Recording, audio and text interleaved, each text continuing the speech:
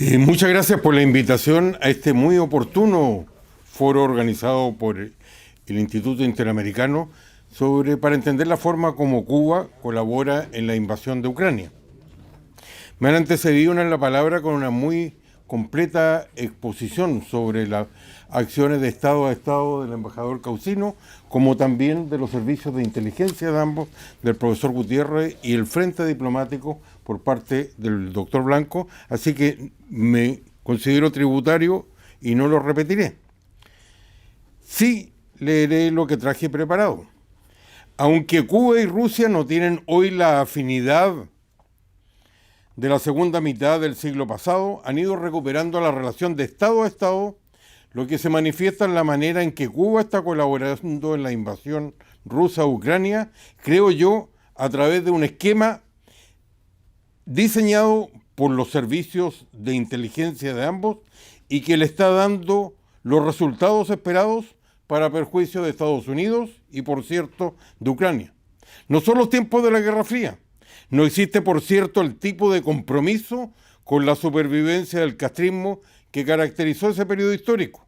Tampoco, por cierto, están las tropas cubanas en África cumpliendo en Angola y otros lugares encargos o cometidos para la política exterior soviética de la época. Lo que ocurre no es algo súbito. Antes de la invasión, Rusia había anunciado el perdón de buena parte de la abultada deuda externa de La Habana con Moscú y redestinar compromisos a inversiones, incluyendo nuevas, las que si no se materializaron fue exclusivamente por responsabilidad del régimen de la isla por las conocidas razones de ineficiencia económica y de incumplimiento de los nuevos compromisos adquiridos.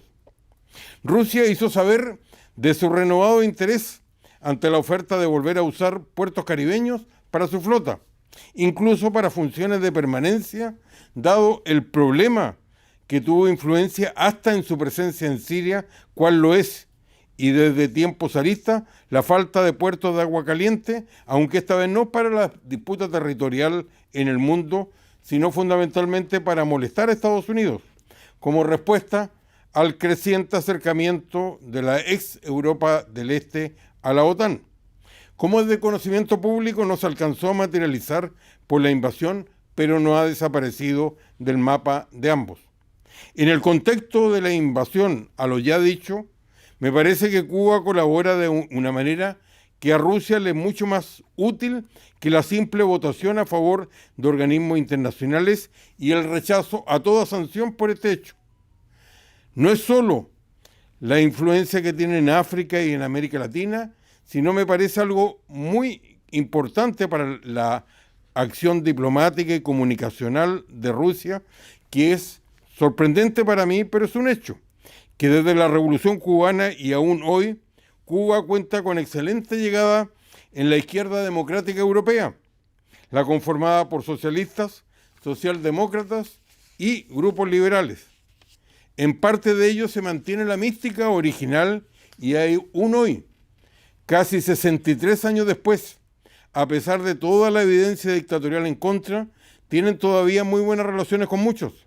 que mantienen un apoyo sin condiciones y agradecen las credenciales revolucionarias, entre comillas, que Cuba, cual estampa religiosa, sigue distribuyendo en quienes desean la utopía, como sabemos, siempre que se haga lejos de los lugares donde ellos viven. Esta situación no es menor, ya que a diferencia de América Latina y otras zonas, Putin tiene adherentes en la derecha tradicional y radical en Europa, pero no en sectores tradicionales de la izquierda, donde encuentra, como lo demuestra la acción de los gobiernos europeos, algunos de sus mayores críticos. Este es un aspecto donde la inteligencia cubana sigue teniendo éxito, es decir, la identificación de causas y personas que pueden ayudar a la sobrevivencia del castrismo, y está todo lo escrito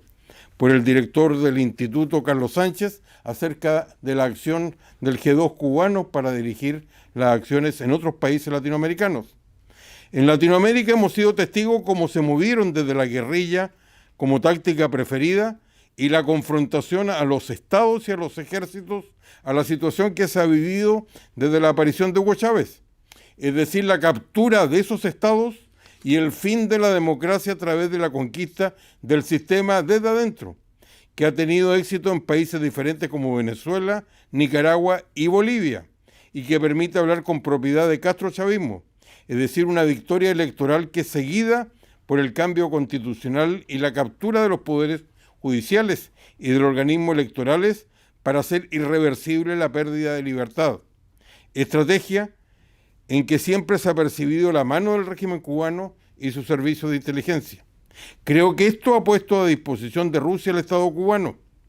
y esta estrategia le ha ido bien. Basta ver las votaciones en Europa, en el Parlamento Europeo y en otros lugares de estos grupos, y sus éxitos influyen en distintos periodos a la propia Casa Blanca, donde en situaciones como la actual no se percibe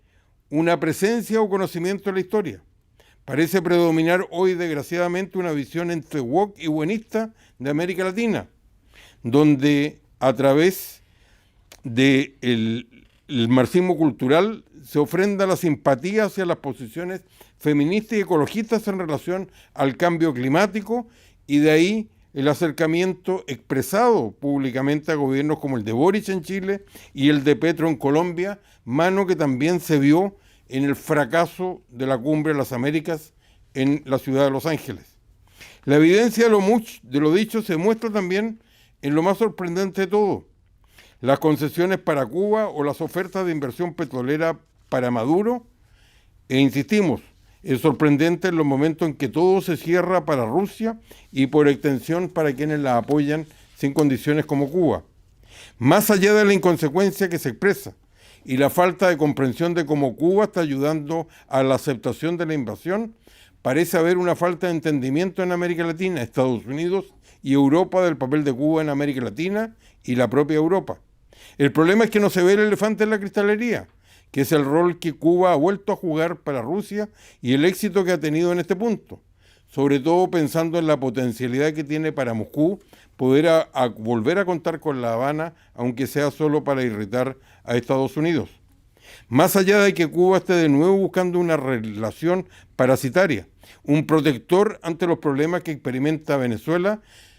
me merecen dudas que este proyecto vaya a tener mucho éxito, ya que Rusia va a salir muy dañada de la invasión, fracase o tenga éxito en lo militar, como también es hoy una potencia que tenga intereses o fuerzas para actuar fuera de Eurasia. No hay duda que aquí existe otra importante arista. Lo que no calza de ninguna manera son las concesiones recibidas por La Habana y Caracas en momentos de gran privación y dificultades, de desplomes de los servicios de ambos gobiernos, incluyendo protestas en las calles de Cuba que no han tenido el respaldo esperado, más allá de declaraciones de buena crianza desde Washington, como también el condenable y vergonzoso silencio de las democracias de América Latina ante esta situación. En resumen y como conclusión, La Habana ha vuelto a ser útil para un diseño de política exterior de Rusia ante la falta de comprensión de la Casa Blanca y la inactividad de América Latina, sobre todo para ambos en el tema de la violación de los derechos humanos en las calles de Cuba. La elección es una sola. Nada va a cambiar mientras tanto grupos democráticos europeos, como también Washington y América Latina, sigan viendo a las dictaduras latinoamericanas como una alternativa política y no como lo que son, parte activa de una delincuencia transnacional que también ocupa el poder gubernamental, por lo que debieran ser vistos así y no debiera conferírsele un manto de legitimidad ideológica que ya no poseen. O si no, como en lo descrito, se termina colaborando con la invasión a Ucrania. Muchas gracias.